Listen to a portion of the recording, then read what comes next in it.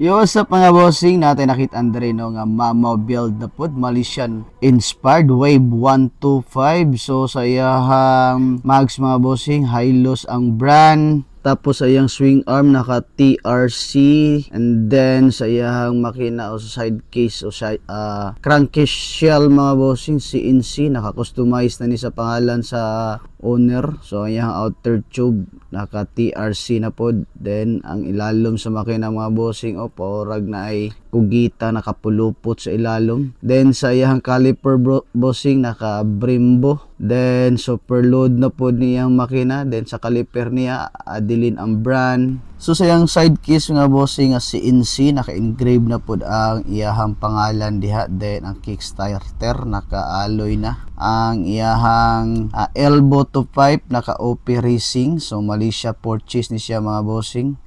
So naka-RCB ang shock absorber. Sa brake drum naka CNC. Then brake rod CNC na po. Then Hylos ang mags niya mga bossing.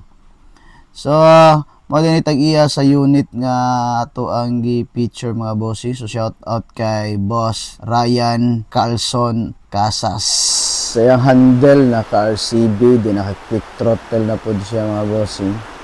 Then ang iyang brake system naka Adeline brand. Naka digital na po din iyang dashboard mga boss.